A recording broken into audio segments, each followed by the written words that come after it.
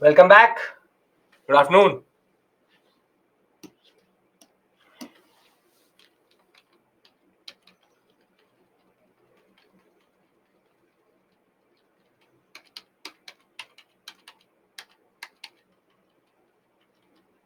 Good afternoon. Good afternoon. Good afternoon.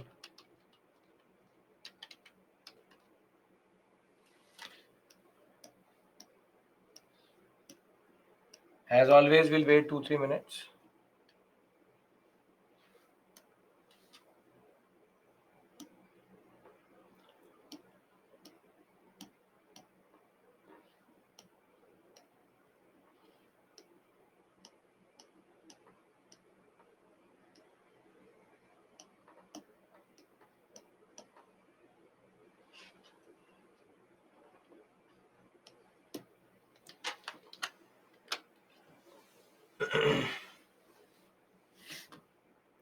Good afternoon. Good afternoon.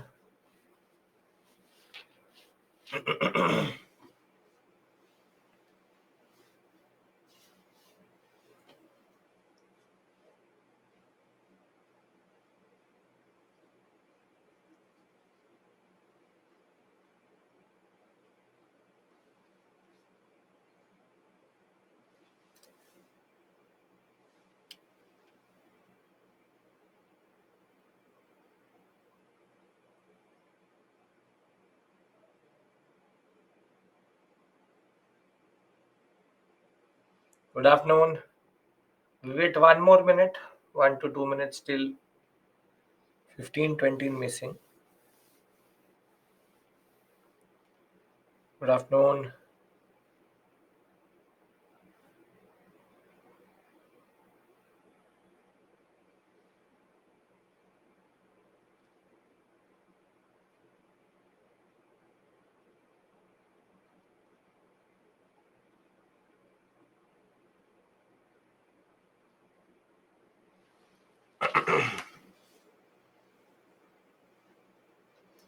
So Rajesh, no changes done. I need to give you the formal timeline of Swaraj's no changer, and then we can discuss the story of the Swaraj's no changers. We have 1922,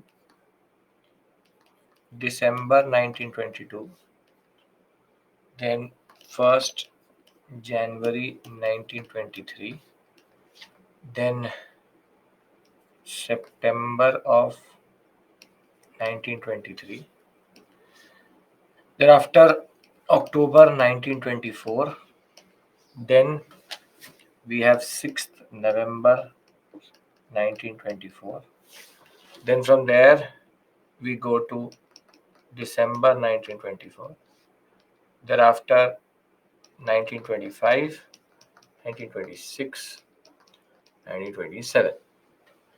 And the story goes like this. Swarajist agenda is developing. Thereafter, December 1922, you have the Gaya session.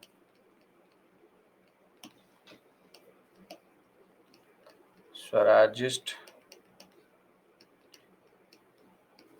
demand rejected. 1st January, Swarajist party formed. September 1923, we have the compromise between Swarajist and no changers. October 1924, we have Viceroy Ordinance and raids on INC leaders. Gandhi formally endorses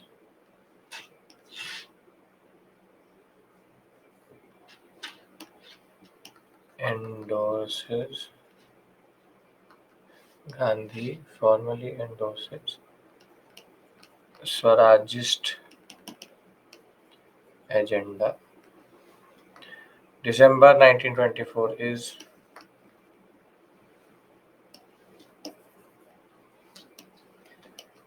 Belgaum session. Gandhi as president. Formal endorsement.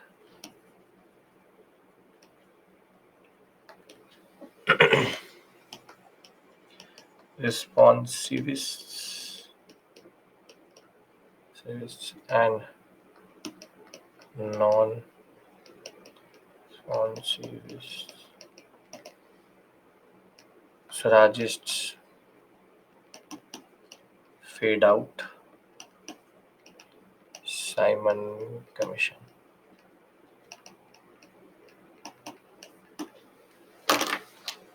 Basically, this is the shorter version of, or the more detailed version of, what we call as Swarajist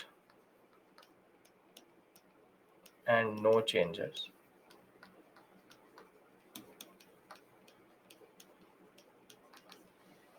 Now, before the break, we understood what is the Swarajist agenda and what is the no changes agenda.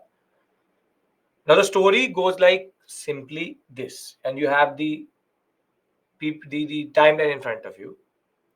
So, the Swarajist agenda will develop in 1922, which is to develop a new front, stop the boycott of councils. And at the Gaya session, the Swarajists, Siya Das, Motilal Nehru, are going to propose it to the INC that we can give up on the no boycott or the boycott on councils, and we can go for elections in 1923-24. As soon as the Swarajist agenda is going to get defeated in the December 1922 session, Gaya session, now on 1st January 1923, what will happen is Siya Das and Motilal Nehru, who were president and general secretary of the INC, will resign, and they will form on 1st January 1923 the Swarajist Party. Once the Swarajist Party will be formed, now the Swarajists will argue about the fact that there needs to be a way in which we move forward. The fact is that now the Swarajists and no changes both are in a way locking horns over the fact that should we or should we not go for elections in the coming months itself. Gandhi was sitting on the fence at this point of time. Both groups were meeting Gandhi. Gandhi in the Yadarwa jail, did not really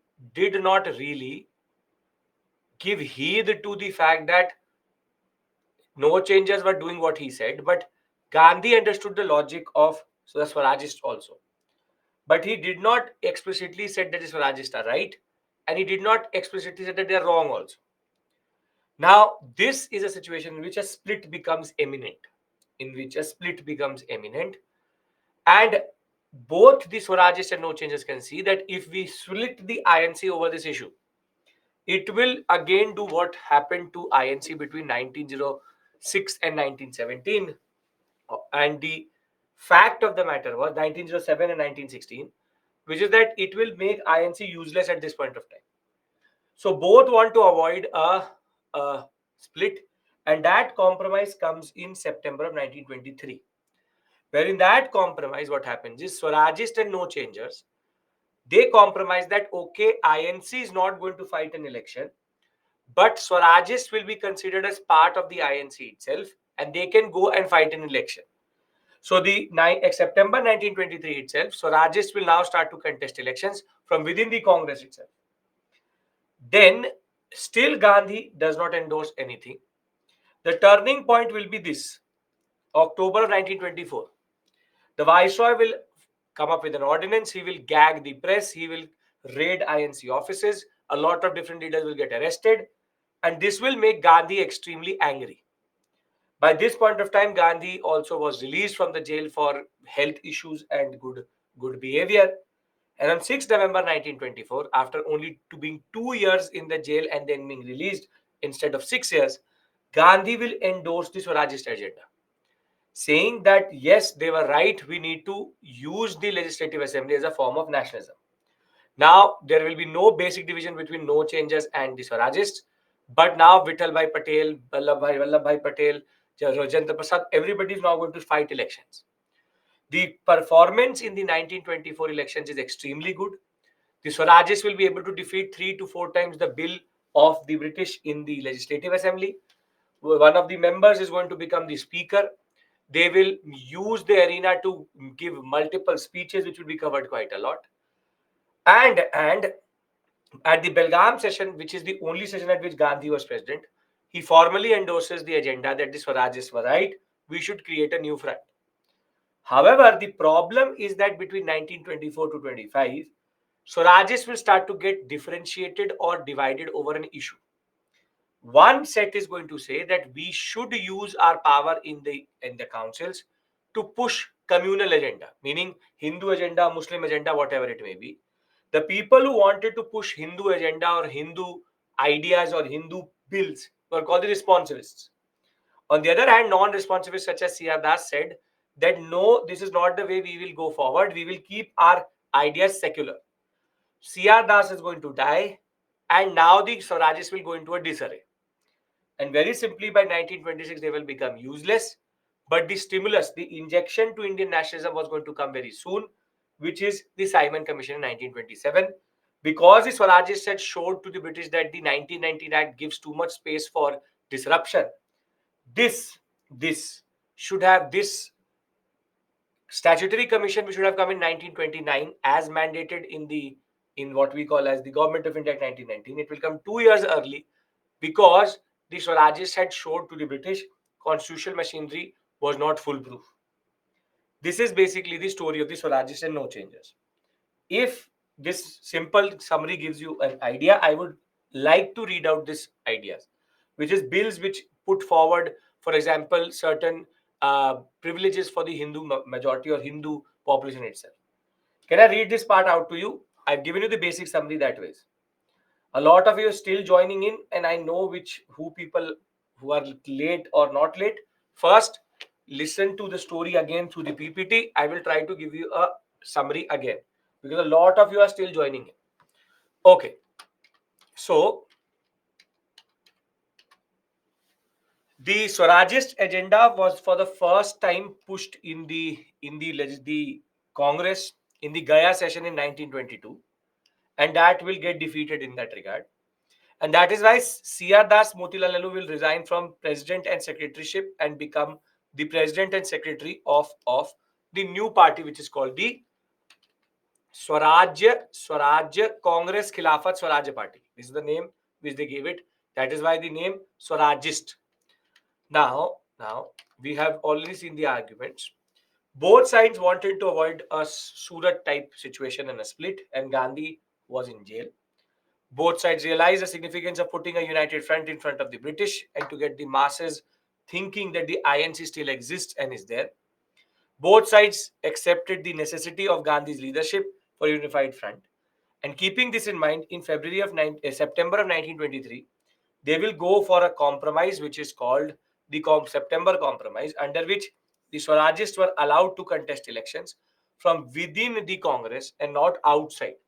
And in the November 1923 elections, the Swarajists for the first time break the no boycott or the boycott council boycott council agenda and in contest election from the INC. Now, the turning point is going to come when Gandhi will be released. Gandhi was initially opposed to council entry. February of 1924, he will be released on health grounds, and he basically moved towards reconciliation with the Swarajists because he felt public opposition to a council entry would be counterproductive. So he wanted to have a unified front itself. On 25th October 1924, the government will start or promulgate an ordinance in which raids will be happening on Congress offices, house searches, large number of revolutionaries will get arrested, and further the Swarajists, including Subhash Chandra Bose and other people, will be harassed by the British. And therefore, this angered Gandhi, and he expressed his solidarity with the Swarajists by surrendering to their wishes. And on 6th November 1924, for the first time, they will get a proper formal endorsement from Gandhi. And now everybody can fight an election if they want to. And this decision will be then endorsed in the Belgaum session. Now, when we talk about the performance of the Swarajists, the performance was quite good that way. They were able to manage 42 out of 101 elected seats. Majority of them were both in provincial assembly and of central provinces. So clear majority in the provincial assembly of central provinces. Large number of members will get elected in Bengal. They fared quite well in Bombay and in UP. Though in Madras and Punjab they'll not be able to, but still they will get seats. In the Central Legislative Assembly, the Swarajists were able to build a common front with independents such as Jinnah, the Liberals, and Madan Mohan Malviya. And now their performance will be really good. C.R. Das will become the mayor of Calcutta with Subhash Chandra Bose as CEO. Vittalbhai Patel will become president of the Bombay Corporation, Vallabhbhai Patel Ahmedabad Municipality, Rajendra Prasad Patna Municipality, and Jawaharlal Nehru Allahabad Municipality. Very simply, now you see all our important leaders have entered important areas. And thereafter, they will basically start to block the British activities. They will outvote the government several times when it comes to budgetary grants and adjournment motions. They agitated through powerful speeches on self-government, civil liberties, industrialization.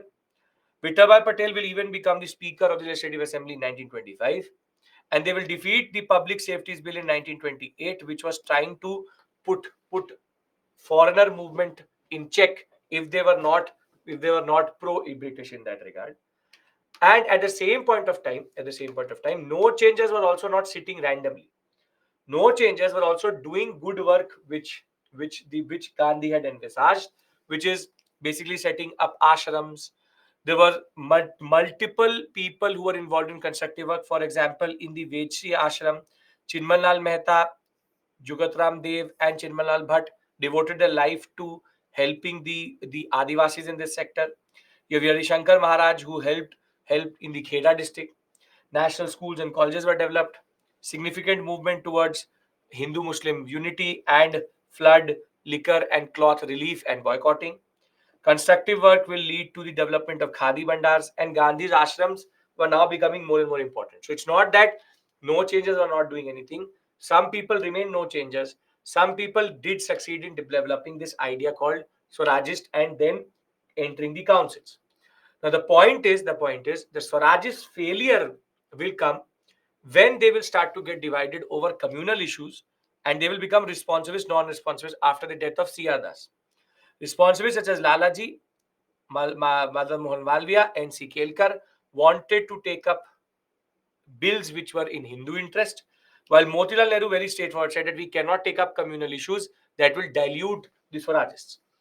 This responsivist, non-responsivist, this basically mixing communalism into Swarajist, no changes, basically destroyed the Swarajist itself. And by 1926, they had become more or less useless. Will only succeed in 40 seats at the center. Most of the provinces they will actually be defeated by others. And as it is by 1930, once the civil disobedience movement will start, the Swarajists will more or less cease to exist.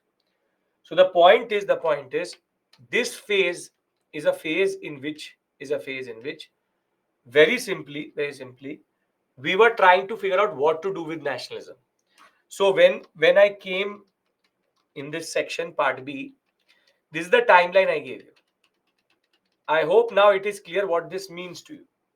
Because I want to discuss Simon Commission. After Simon Commission, I want to discuss something very important, which is HRA, HSR, and Bhagat Singh.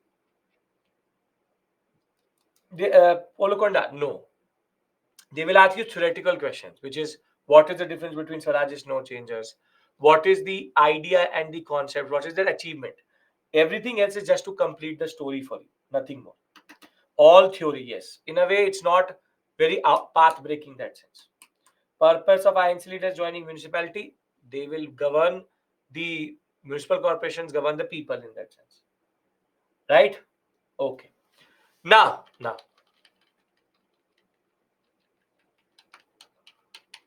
we've covered all of this. Now 1923 to 1927.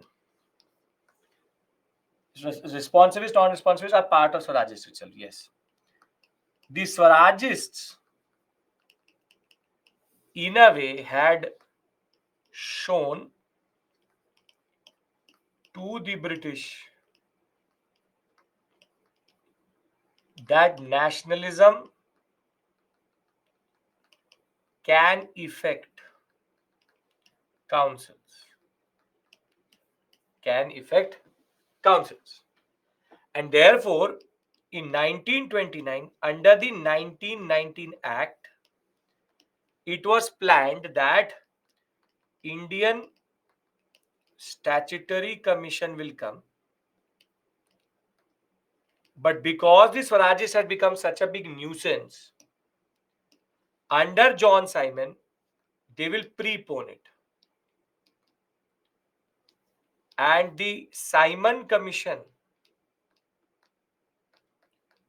came to India in 1927 as Indian Statutory Commission. And the concept was that the mandate was check the working of the British government of India. Now, tell me one thing. If you have to check the working of something, statutory means checking the legal law making bodies in India. If I have to get a feedback on something which is based on responsible government and something which is going to affect Indians, you will take the feedback from the British or Indians?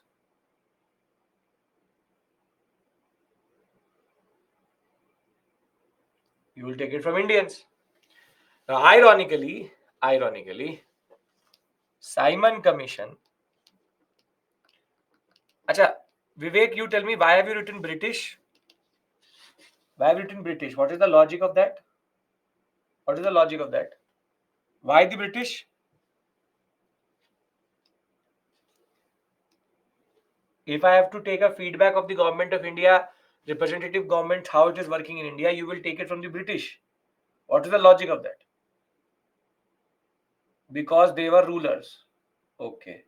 And that will tell us what? That the government is working. So, if I ask you that your performance is good or bad, you will say good or bad. If I ask you, not me, I'm not asking anybody in class, I ask you, your own feedback, I ask you, will you ever say bad?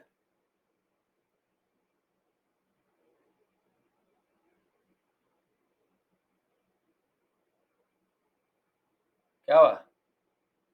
No comments. Beautiful. No comments. Aha. Why? Why no comments? If I ask you for your own feedback, will you ever give a bad feedback? You tell me, Vivek. You tell me. Will you ever say that you have bad feedback? If I today ask you right now that your performance is good and bad, you will ever say bad?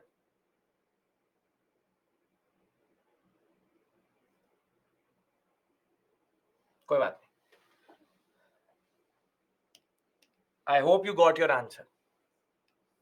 Simon Commission, the problem is all members are British. And this is what will arouse the nationalist spirit. Basically, As soon as Simon Commission is appointed, and all 7 members are UK members of Parliament. Members of Parliament. Now the INC says, now everyone says that this is a joke.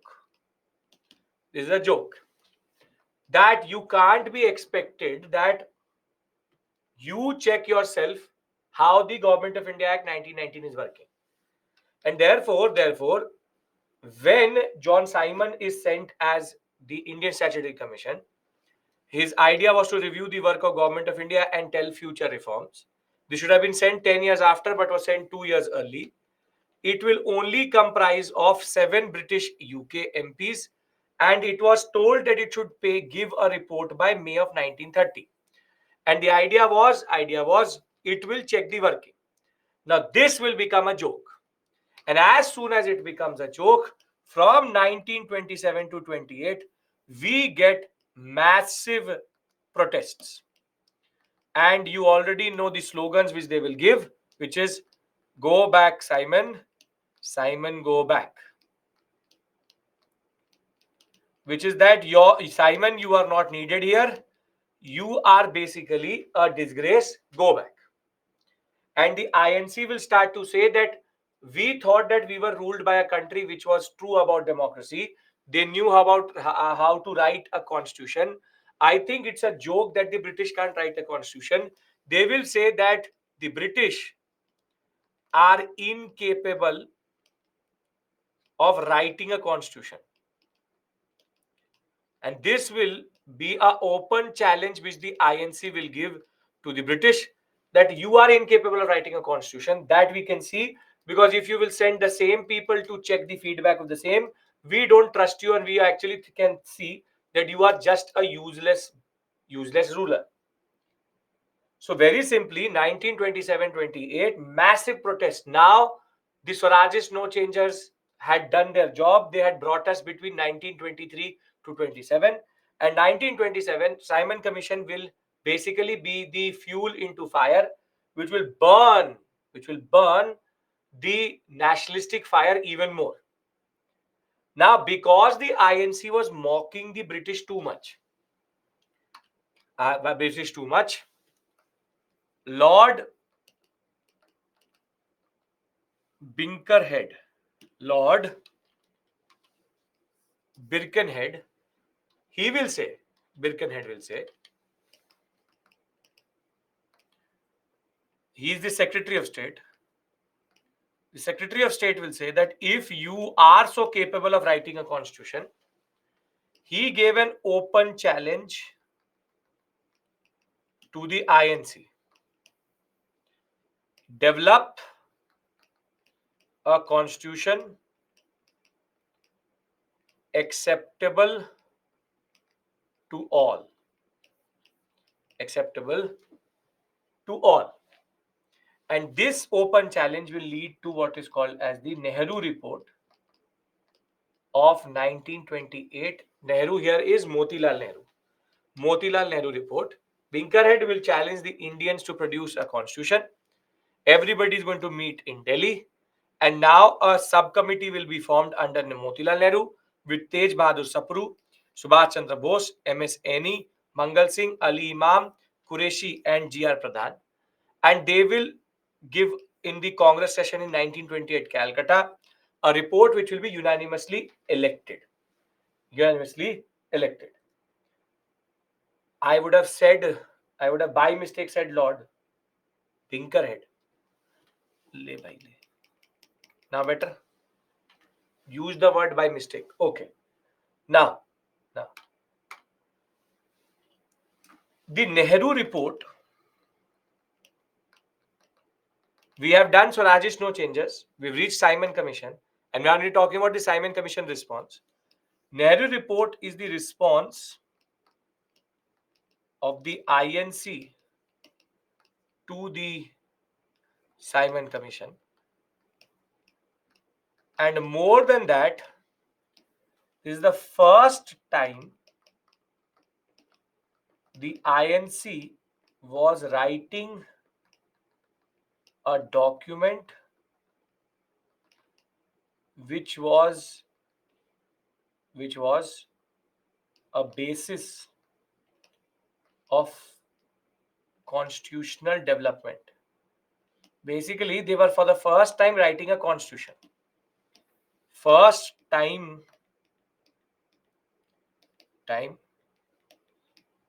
writing a constitution. And the demands here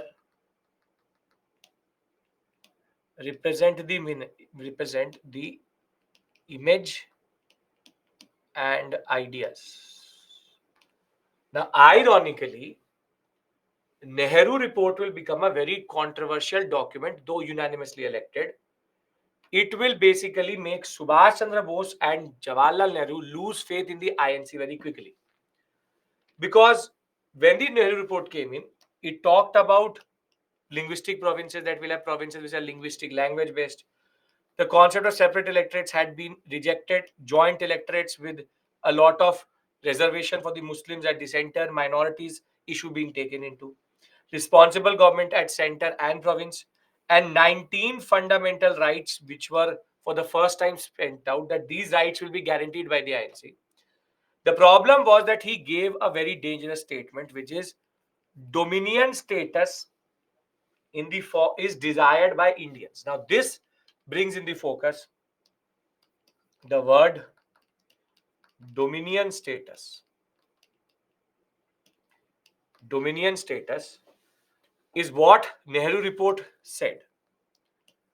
Till this point, everybody is with me, because then I want to discuss dominion status. What does dominion status mean? Are we clear? Are we clear?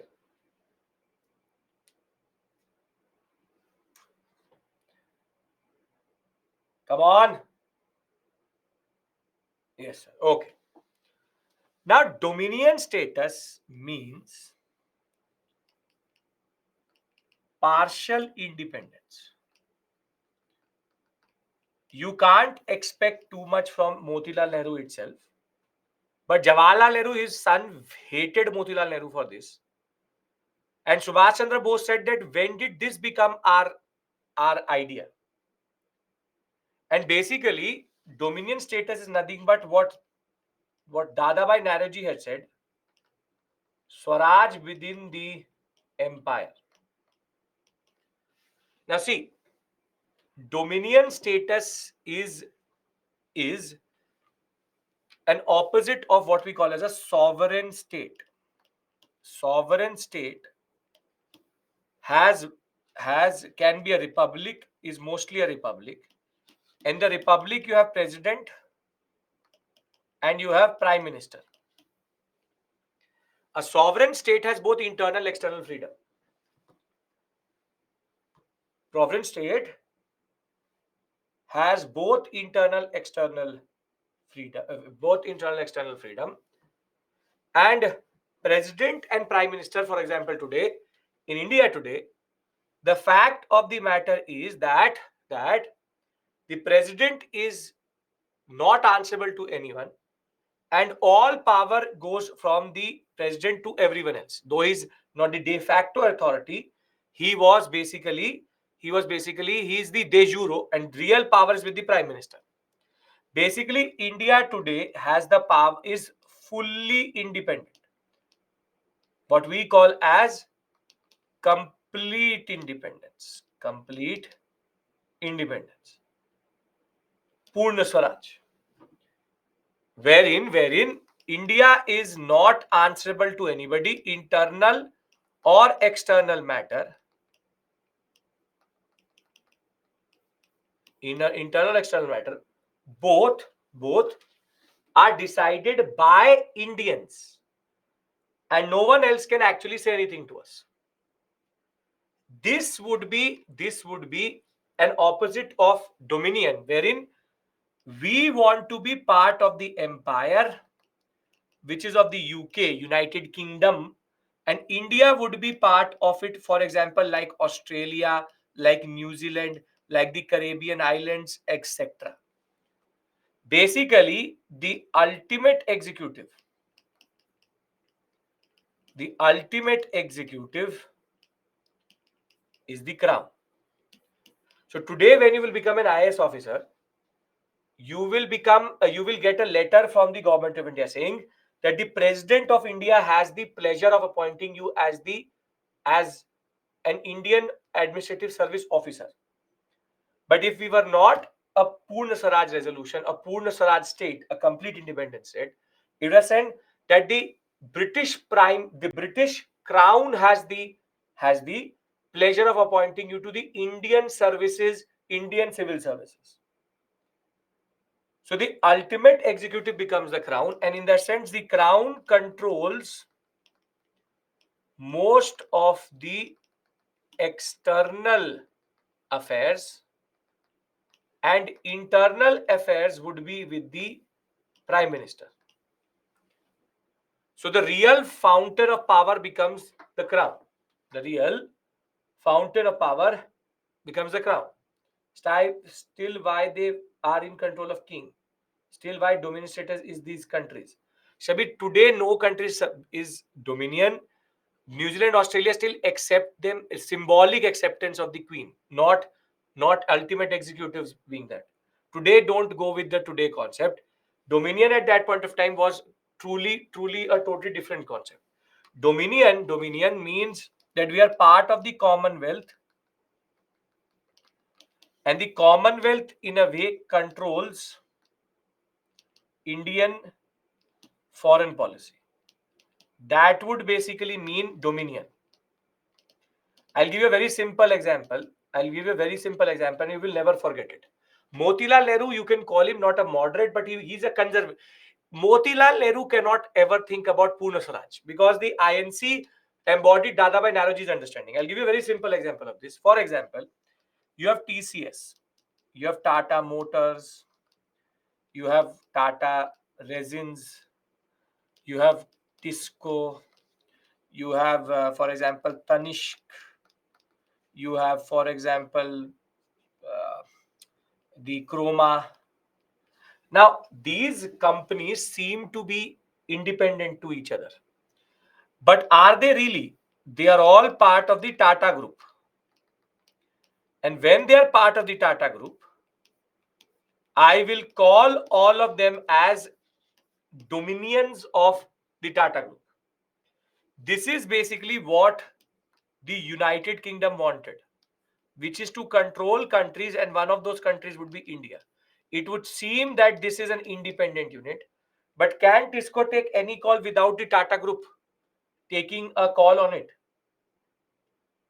No. So exactly the same way, the Tisco, Tata Resin, Tata Motors, TCS, Tanishq, Chroma, the India would have existed like that.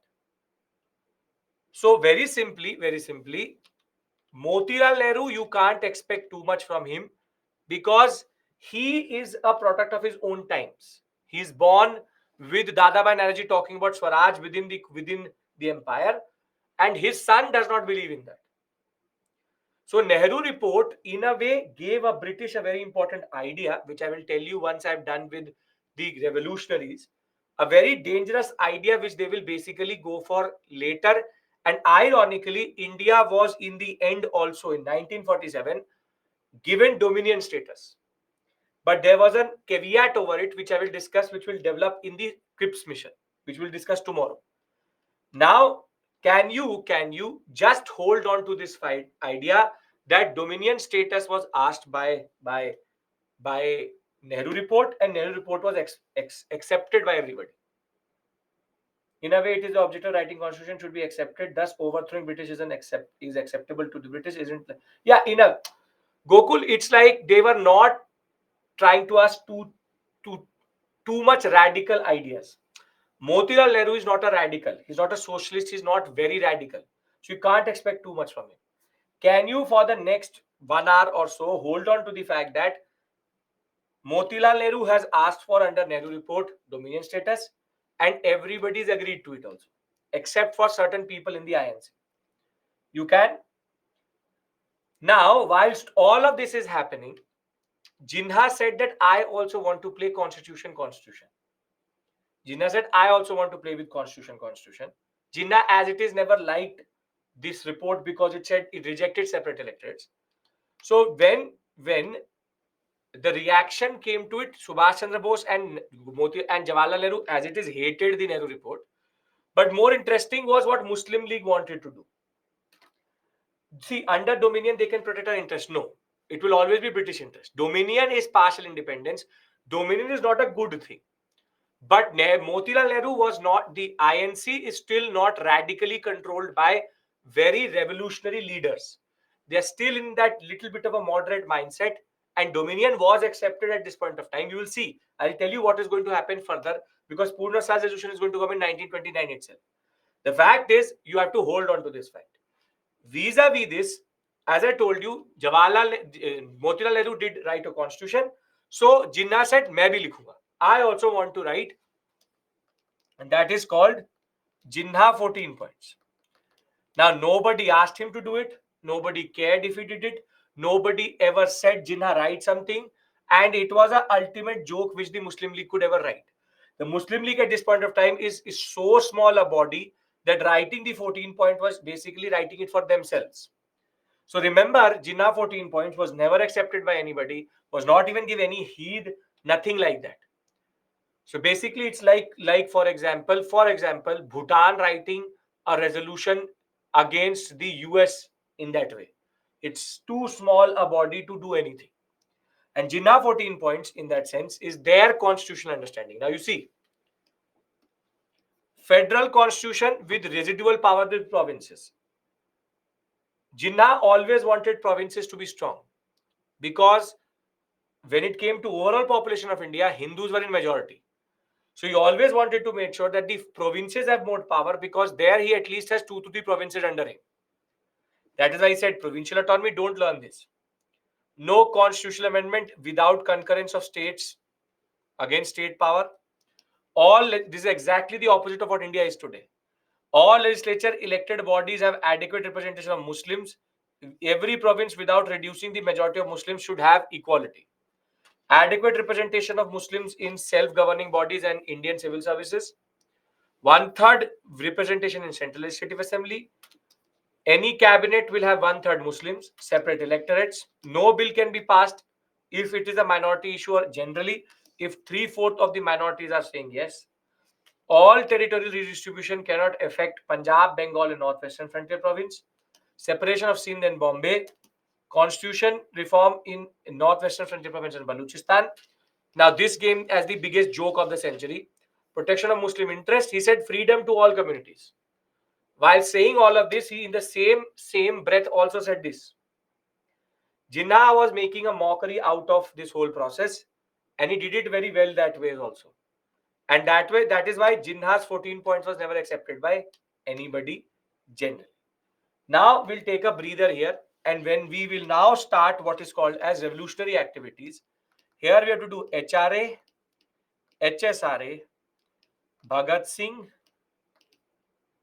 and thereafter Surya Sen. And once we are done with this, we'll reach till part B end like here. And part C, we will do a very important thing. Irwin Declaration. Then it is called Delhi Manifesto. Then it is called the concept of Purna Swaraj Resolution. Then we'll move to CDM and roundtable conferences. Right? So Chandrasekhar Azad will also be done. HRA, HSRA, Bhagat Singh, Surya Sen, 4 important bodies. Can we take a break here? The main cause of not accepting 14 points was because of the strength. No, nobody wanted the 14 points. They just published it themselves. Nothing really, no impact. The British also did not give any heed to it. Okay, so we come back at 4:40 and we take the story forward. 1 hour revolutionary activities, and we'll be discussing this book. A very interesting book. 2-3 things I will tell you about Bhagat Singh which you don't know generally, which I will tell you new about Lahore conspiracy case. What is the timing of this class? We'll go till 5:40 and then 6 to 8. See you.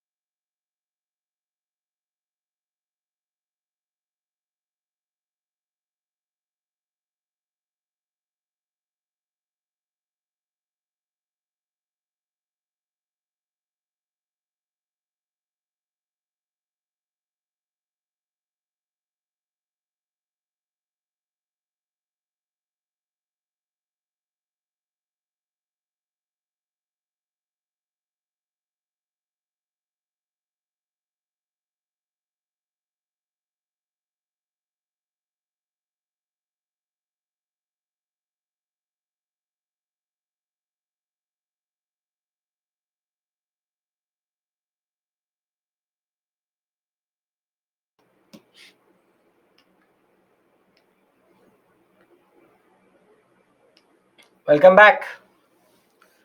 Okay. Welcome back. Welcome back. Welcome back.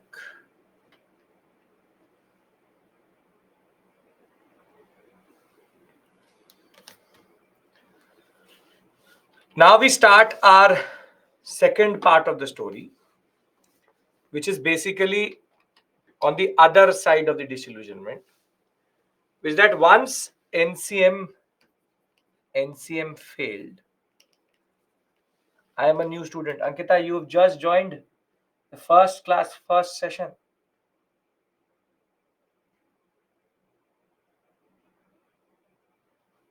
Tell me proper timing. 12 to 3, 3:40 to 5:40, 6 to 8 on Saturday. Sunday, 10 to 1, 2 to 5, 5:30 to 8. Which batch are you? Your weekend batch? If this is your first class, then you've already taken 4 weeks of this. You have to go through those videos and come up to speed,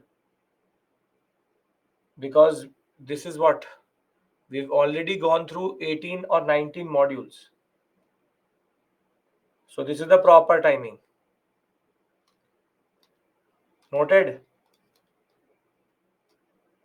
Basically, this is the second last day. Yeah, true. Last week in a way. Okay. So I'm removing this, Ankita. You've noted. I can't attend all classes. Meaning, you have recordings.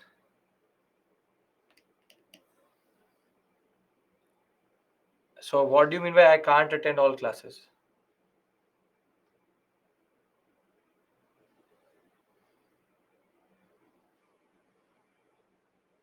Provide prelims and mains topic.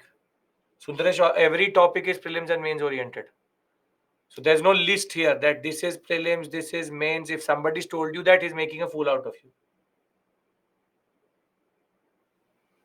So simple point is, Ankita, if you can't attend the classes, you have recordings. If it school means that you're 11th class, 12th class, which class are you? 10th class. So Ankita, you have to simply either you come live with me, or you can watch any video which has already happened in the past 1 month. Okay. Now, you just joined me, or you're sitting since 12?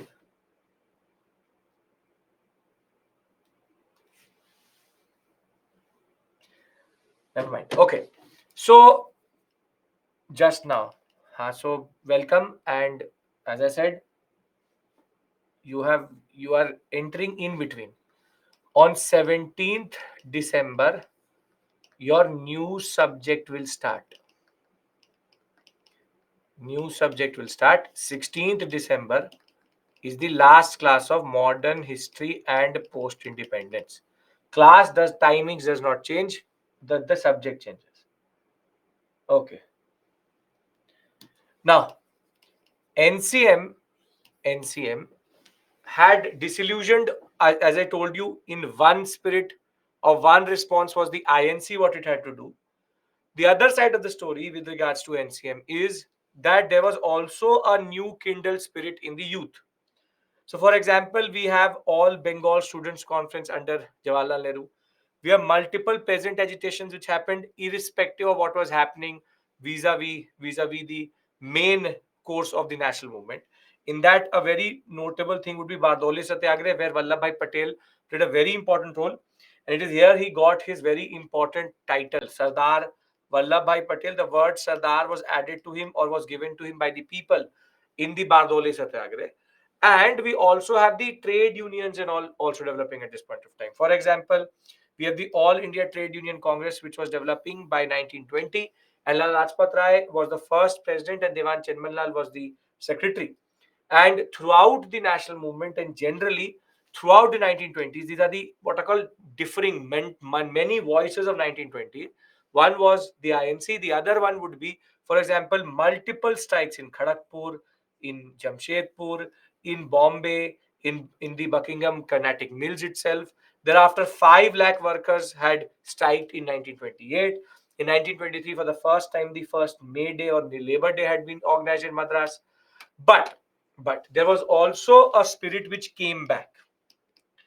Between 1897 to 1915, we had what we call as revolutionary activities part 1, and this was dominated by Anushilan, Yugantar, for example, the concept of Mitra Mela, Abhinav Bharat, and Gadar,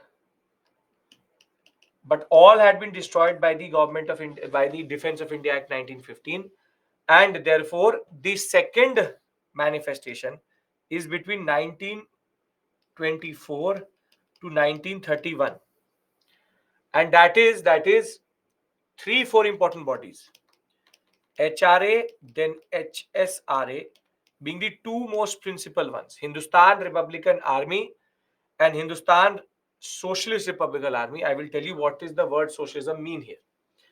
The simple point is we have to cover a specific timeline here, which I will give you again.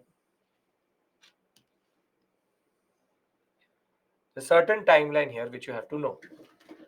The first one being October 1924, then August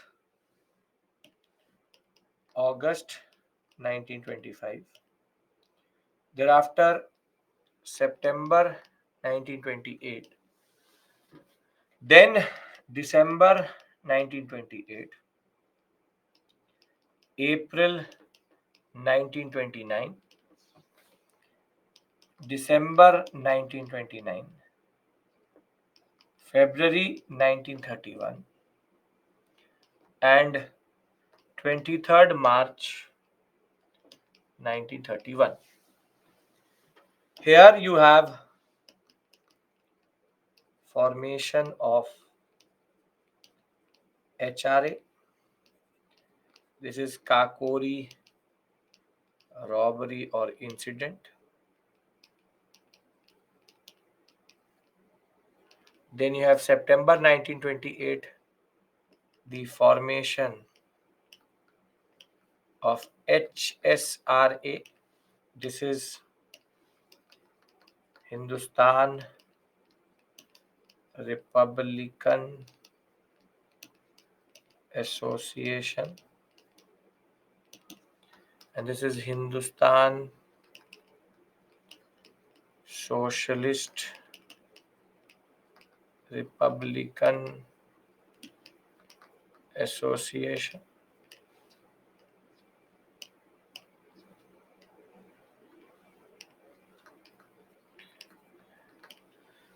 December 1928, very important, is called Saunders murder. Thereafter, or Saunders assassination. Saunders assassination. April 1929 is called legislative bombing incident. December 1929 is Irwin assassination attempt by Chandrasekhar Azad. Then February,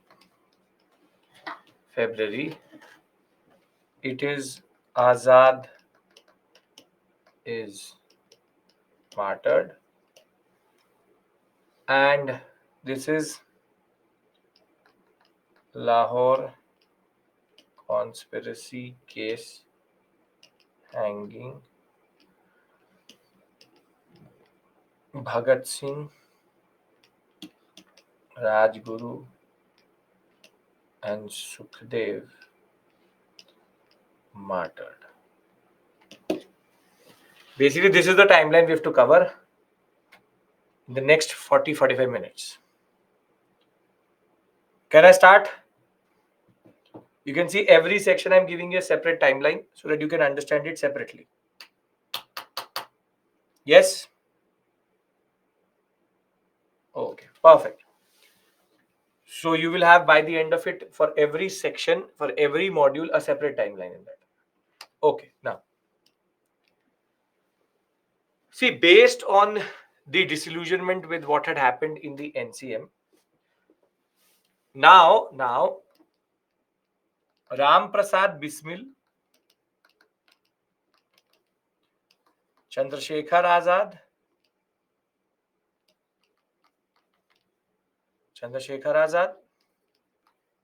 Sachin Sanyal, and Jogesh Chandra Chatterjee together formed the HRA in 1924. And the HRA was based on the concept of Hindustan, meaning that they were doing it for India. Then Republican means that they were straight away rejecting the concept of dominion and all. They were talking about complete independence. And they argued that they were an army and association which was going to get independence for the people, and it was going to be an armed revolution to overthrow the British. Now, to do something like this, which is a very big incident, you need a lot of money, which is capital is needed, a lot of money is needed. And that is why the first thing which these HRA members wanted to do was to arrange the money needed to mobilize the forces for an armed revolution. And they realized that between Lucknow and Delhi, there was a train called 8 down train.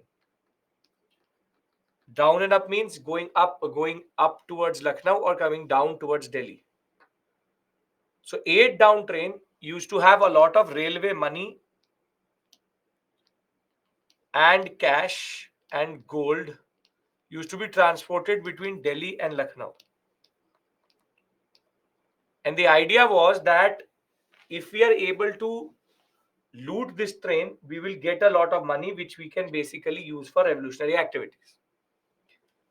So in August of 1925, they choose a small village and town of Kakori to stop this train. They'll stop it near Kakori, and then they will be able to successfully take out the money which was being transported by the British police, the police and the railway police towards Delhi. Now the point is the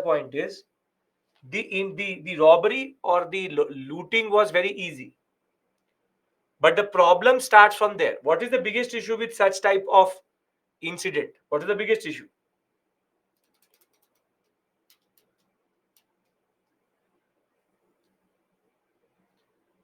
The issue is that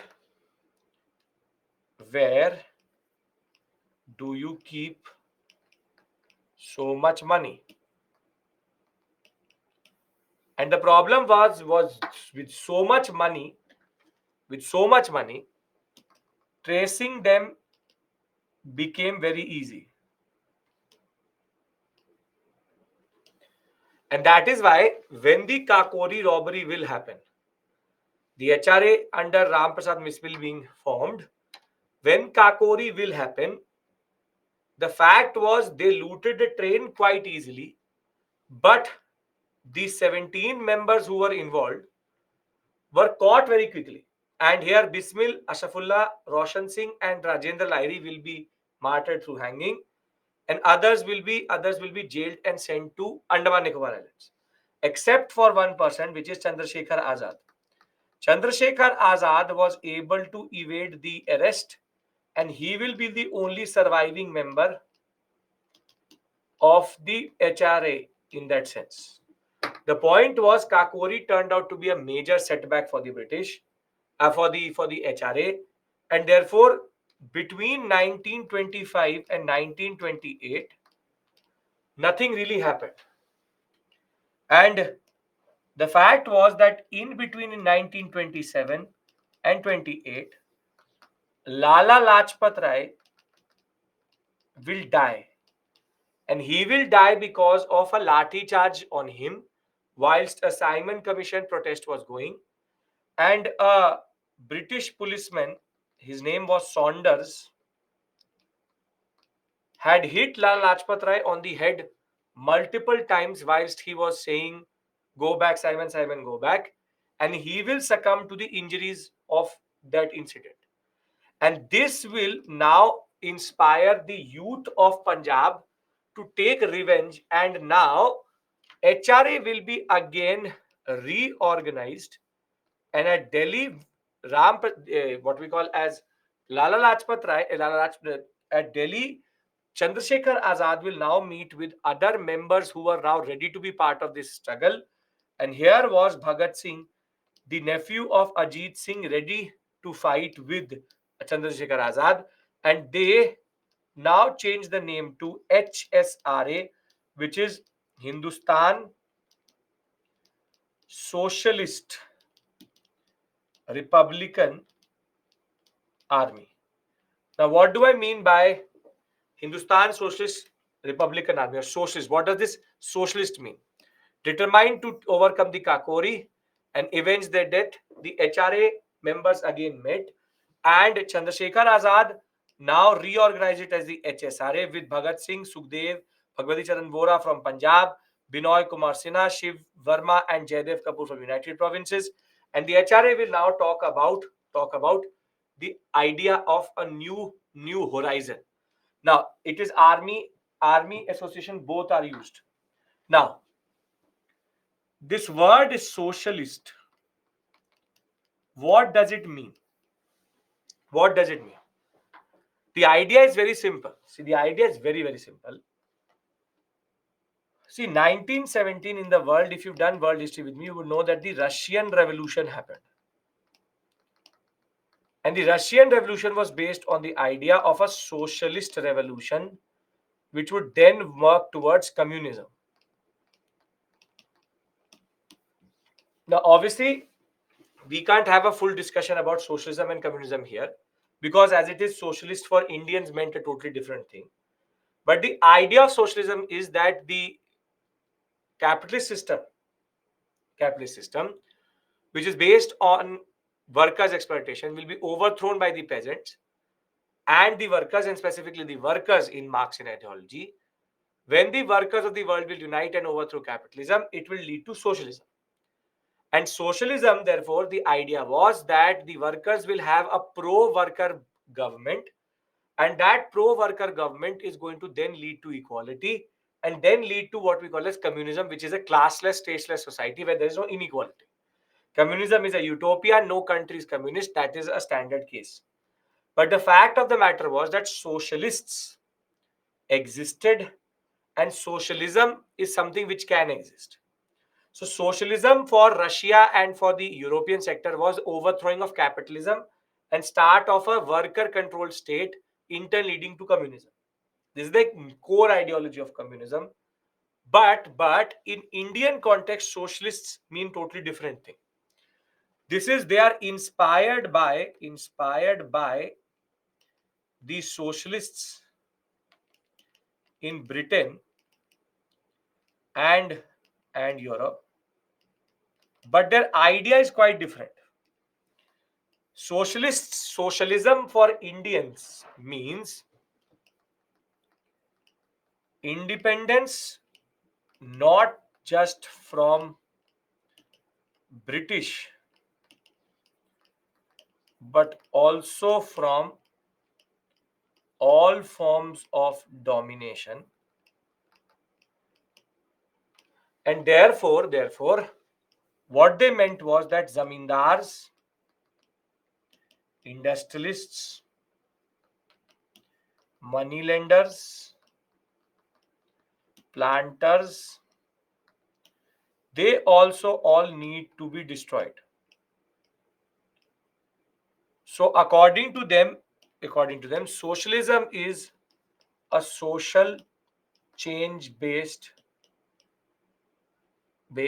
independent struggle, and it is about helping the peasant and workers.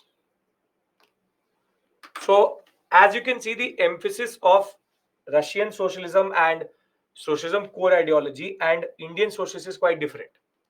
Basically, the idea was that it should not be just independence from the British, it should be independence from everything.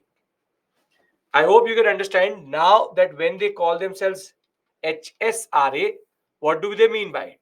A movement influenced by Marx and Lenin, abolish zamindari system, two very important slogans. Inqilab Zindabad, Rang De Basanti. Inqilab Zindabad means long live the revolution. Rang De Basanti means that we will paint the whole uh, town red or yellow in a way of basically changing everything. And they targeted not only the British, Indian capitalists, zamindars, kings, communal forces. For them, communalism was something which was not important, but communist ideology was something behind them. The simple point is HRA becoming HSRA is the rise of a new youth, a youth who thinks like this. Even Nehru and Bose come from the same school, which is Indian socialism. Are we clear about this? What do I mean by socialist?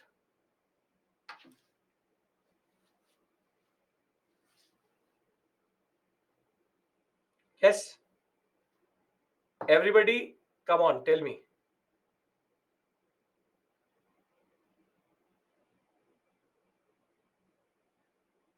Yes, yes, yes. Okay.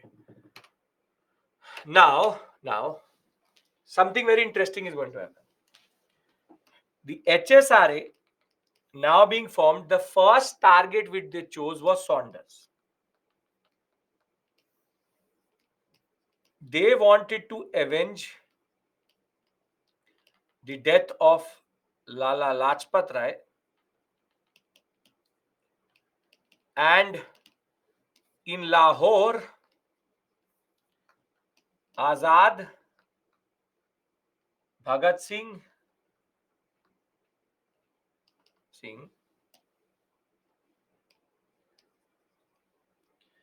Bhagat Singh, and Rajguru will perform the most spectacular of assassination, on which Saunders will be shot 3 times in his chest by Bhagat Singh on the streets of Lahore. But in this context, I want to discuss a very interesting pamphlet which was put up by the HSRA members in telling you what they wanted to achieve. Now, this is a book called The Trial of Bhagat Singh by A.G. Nurani. It's a very good book. It talks about how the whole Lahore conspiracy case was just one big example of a joke, but it has very interesting excerpts and it tells us about Lahore conspiracy quite well in a very interesting way. So if you allow me, I would like to read out the pamphlet which was put after the the death of Saunders had happened by in the hands of the HSRA. Yes. Okay. Now notice, and I quote, notice by the Hindustan Socialist Republican Army or Republic Army. Bureaucracy beware. With the death of J.P. Saunders, the assassination of Lal Lajpat Rai has been avenged. It is a matter of great regret that a respected leader of 30 crore of people was attacked by an ordinary officer like J.P. Saunders and met with his death by his hands. This nation or this national insult was a challenge to the young men. Today, the world has seen that the people of India are not lifeless. Their blood has not become cold. They can lay down their lives for the country's honor. The proof of this has been given by the youth who are ridiculed and insulted by the leaders of their own country. Tyrant government beware. Thereafter, there's a long section. I will read out the most important one. We are sorry to have killed a man, but this man was part of a cruel, despicable, unjust system, and killing him was a necessity. This man has been killed as an employee of the British government. This government is the most oppressive government in the world. We are sorry for shedding human blood, but it becomes necessary to bathe the altar of the revolution with blood. Our aim is to bring about a revolution which will or which would end all exploitation by man of man by man. Long live the revolution. Commander in Chief HSRA, 18th December 1928. So this notice was pasted by the HSRA members on the streets of Lahore to tell the people what they were actually doing and why they were doing it. This is a very interesting way in which assassinations was done, because never before did the aims of that assassination been told to the people.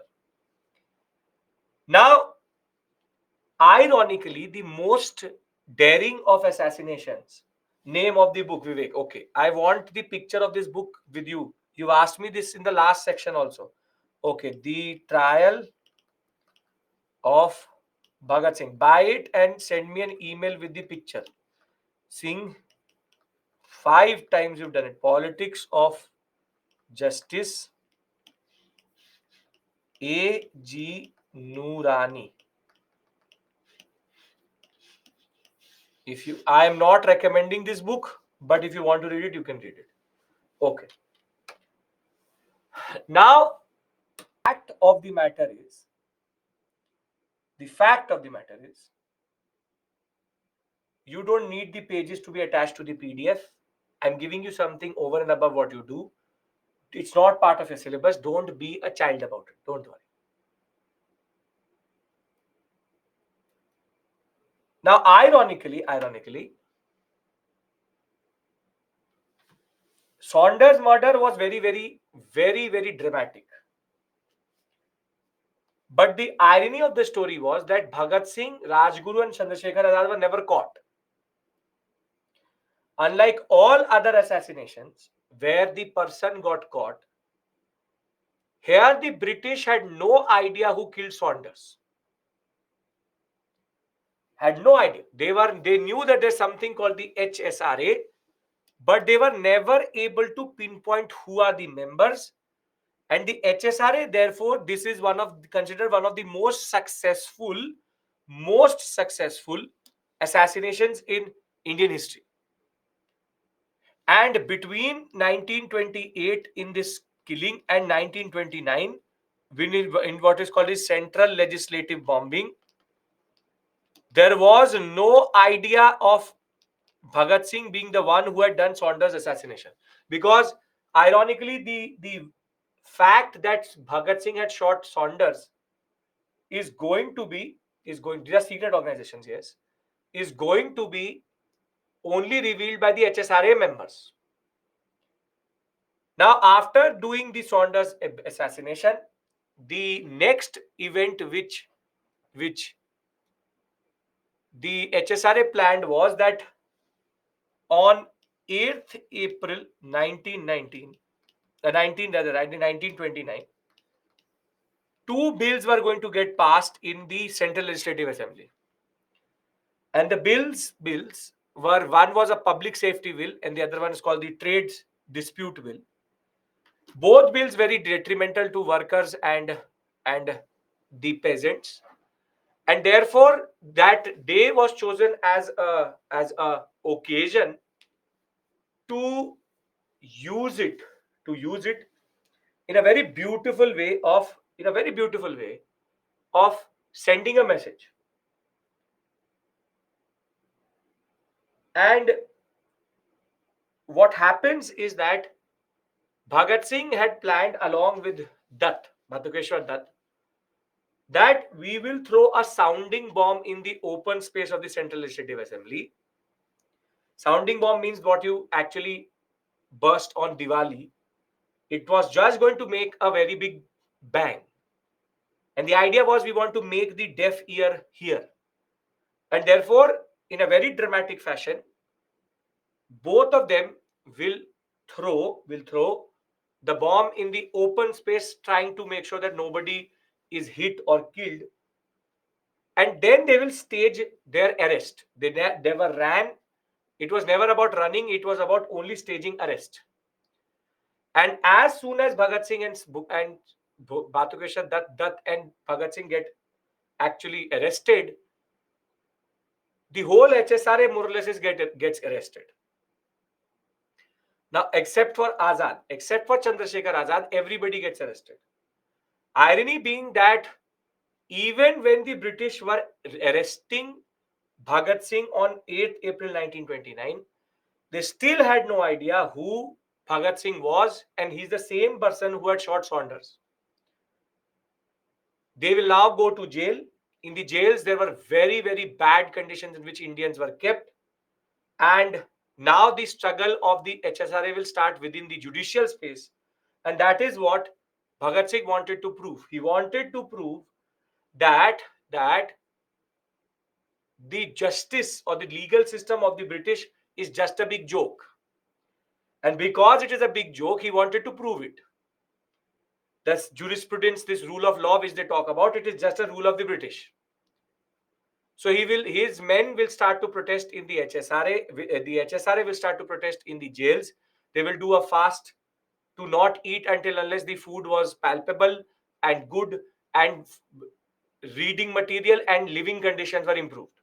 Unfortunately, one of the revolutionaries called Jatin Das will die in this process after close to 64 days of fasting. But every time they were produced in front of a judge, they just used to say Inqilab Zindabad, long live the revolution, and then they did not even plead guilty or do anything. Till this point, again, nobody knows who Bhagat Singh is. That is he the same person who has shot Saunders? And he will be taken to a sessions court, which will give him a sentence of 7 years in jail.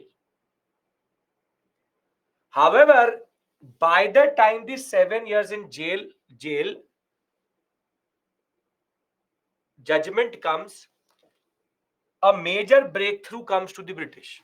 Can I discuss that with you? Because again, not a lot of people talk about it, not a lot of people have an idea about it. Which people think that when Bhagat Singh was caught, the British already knew that he was Bhagat Singh. No, he wasn't. The major breakthrough was that the British were able to create approvers out of the HSRA. Approver is basically a police witness or government witness. Means that if you and me do a robbery and you say that I will tell everything about the whole plan, whose idea it was, you become an approver. You become a police witness and you will then tell everything about me. This way you get a lenient treatment. Now, basically, approver concept is based on three ideas. An approver will give a testimony. Second, it should be under free will. He should not be under pressure. He should actually be not under pressure to give that testimony itself. Free will. And third, and the most important, which is the fact that you have to make sure that if the testimony is found under pressure, all testimonies become useless. All testimonies become null and void. Can you remember these three rules? Can you remember these three rules? Yes. Now what the British will get to know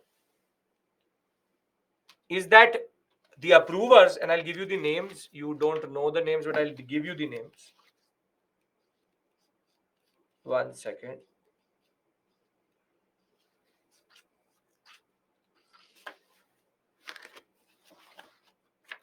Yes. Approvers names are Jay Gopal, Fonindra Nath Ghosh, Manmohan Banerjee, Hans Raj Vora. Hans Raj Vora is the one who will say that why are you prosecuting us? We did not shoot. Again, not important for the examination. Prelims, the examiner won't know the story only. He's Lalit Kumar Mukherjee. And there's also one more person which is Ram Sarandas. These are together called the approvers. Hans Raj Vora was the one who told that the Bhagat Singh which you've caught is the same person who has shot Saunders. And as soon as these approvers say different things, but Hans Raj Vora says the statement that Bhagat Singh is the one who actually was the one who shot Saunders. Now the case changes. Now Irwin, who is the viceroy, gets to know about this, and he was now not going to let Bhagat Singh not be treated as an example and make an example out of Bhagat Singh. So the idea was that all of them were going to get lenient treatment, and Hansraj Vora did get lenient treatment. His family today stays in Britain, in London. But the fact of the matter was that Irwin will now do something which was unprecedented. As soon as he gets to know that Bhagat Singh is the same person who had done Saunders assassination, now a new trial will start, which will be called as the Lahore conspiracy case. And what Irwin will do is that he will invoke a very specific section of the 1919 Government of India Act. Government of India Act 1919, Article Section 72 he will introduce.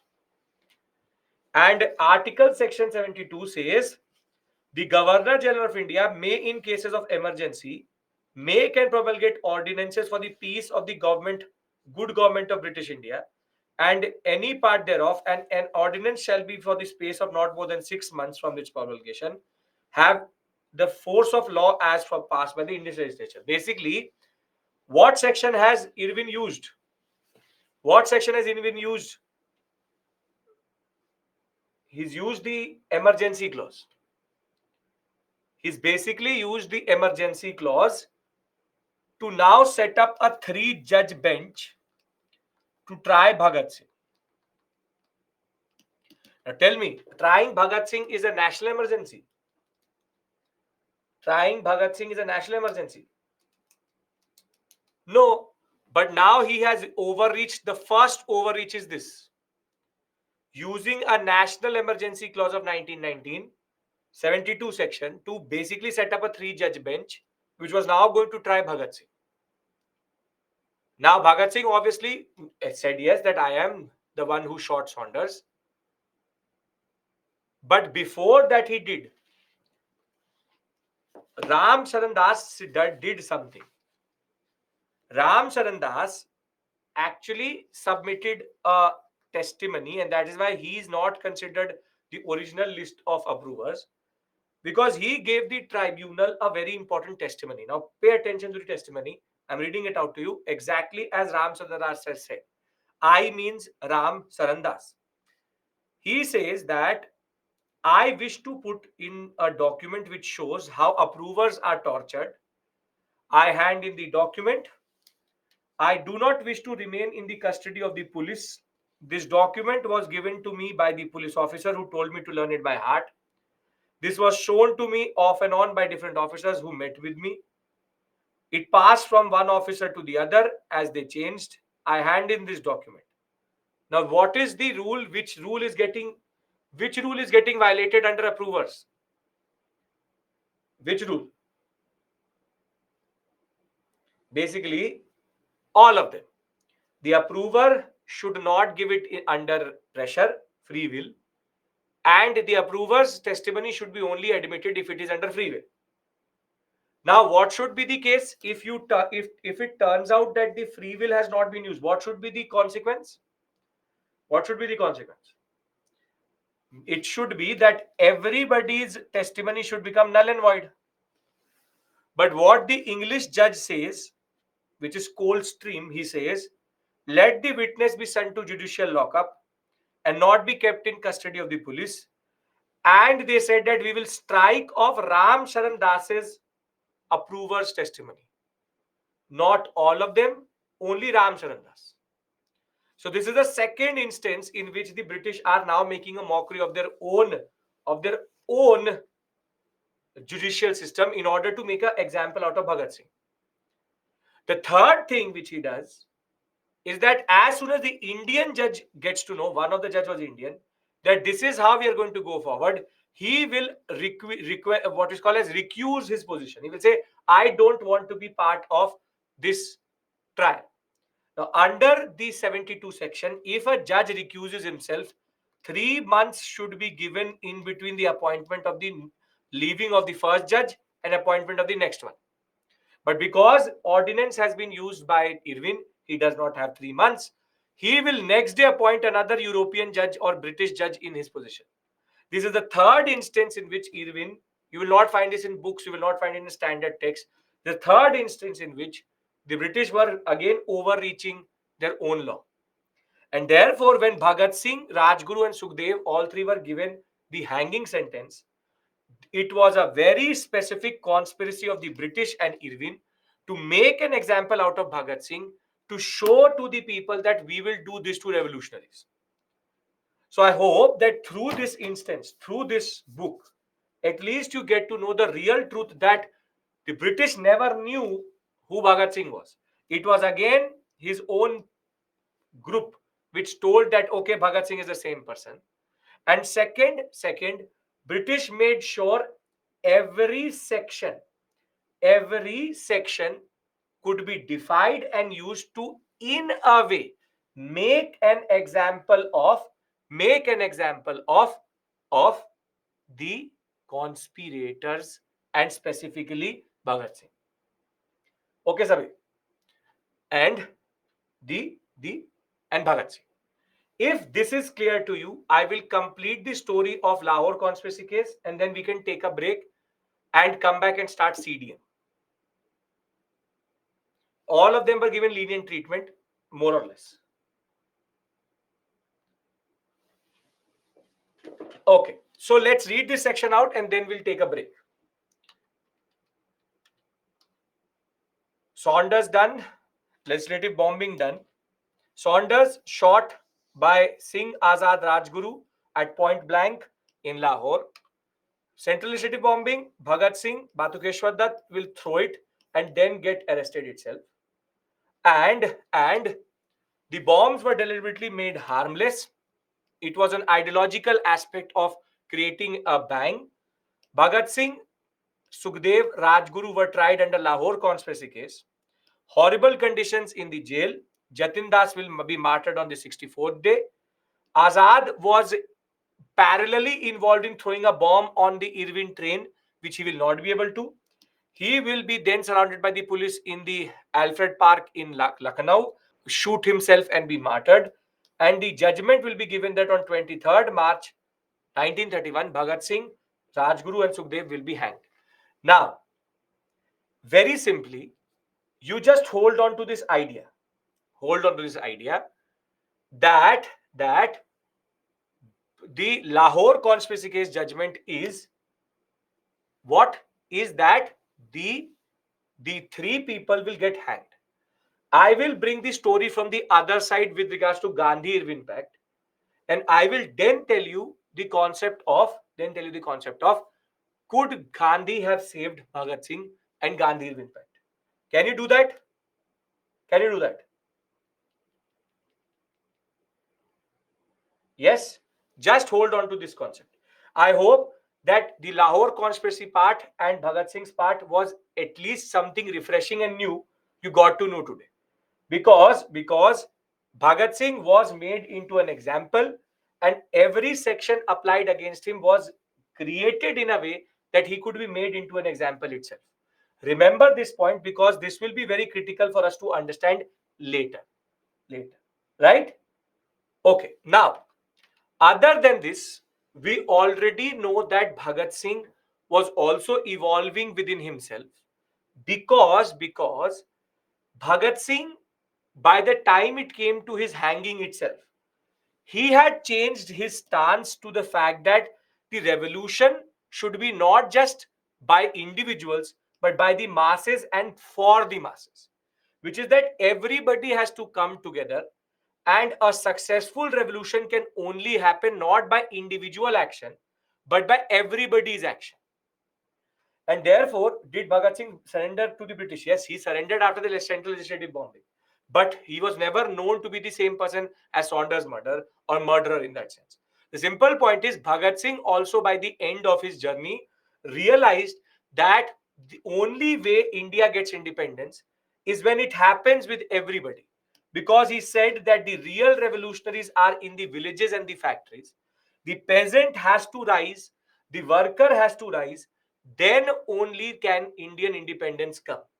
And that is why Bhagat Singh and his comrades all realized that revolutionary spirit is good, but people of India need to arouse a sense of nationalism, something which even Gandhi was saying.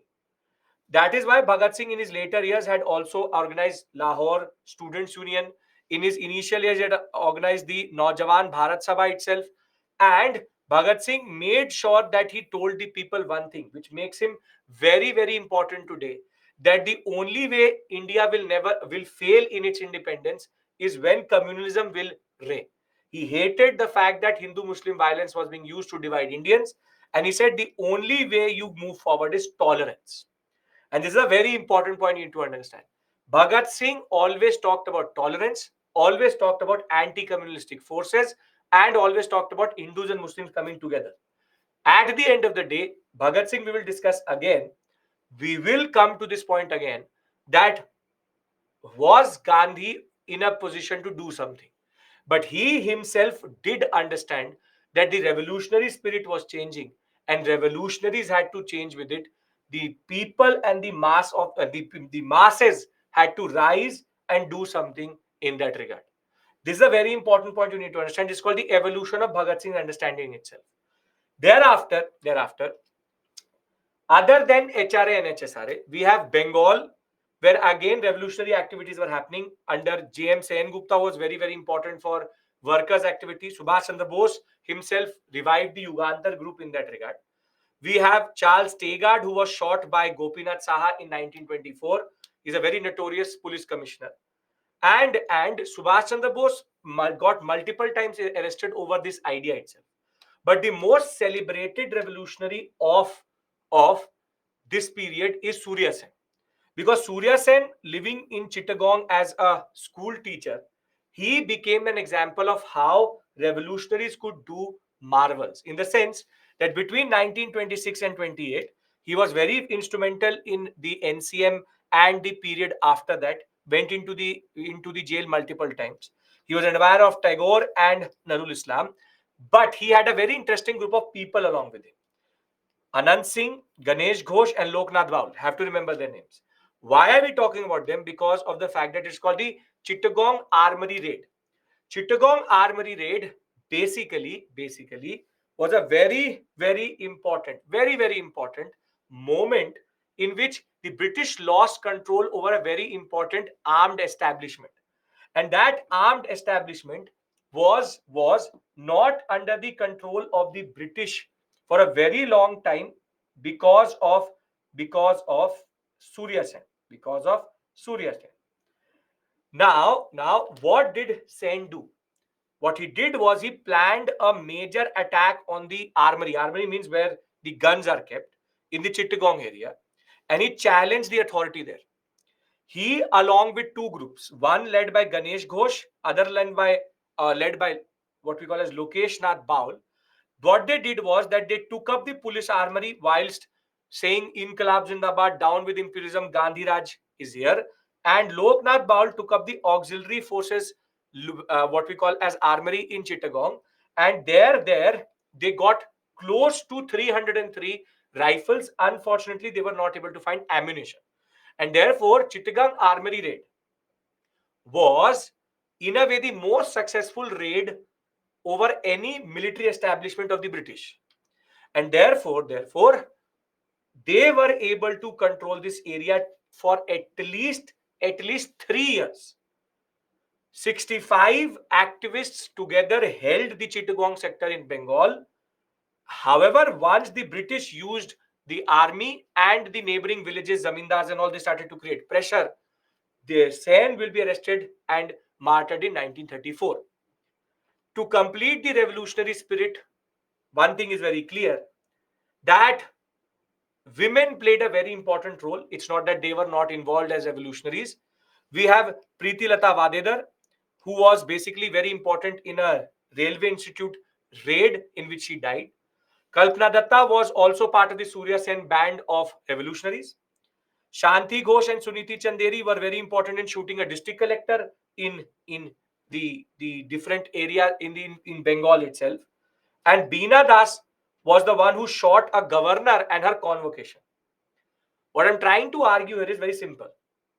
Revolutionaries took different forms, but all revolutionaries did understand by the end of it that the only way India gets independence is if everybody comes together, and that is what now CDM will be about. So what we do is, see, you have to remember these names. I'll give you a, we'll come back at 5:10. I'm giving you 10 minutes extra. When 6:10 rather, when we come back at 6:10, we start with the point where we left, which is Nehru Report, Irwin Declaration, Delhi Manifesto, 11-point ultimatum, Purna Swaraj resolution, and then start the CD. Everybody's with me? I try to give an alternative understanding of the Bhagat Singh trials. At least I hope you are enlightened about that also. Done? This is the more factual section. Surya Sen and the women revolutionaries should be known to you. Perfect. Perfect. So we'll come back at 6:10 and we'll take the story forward. Thank you and see you in part C.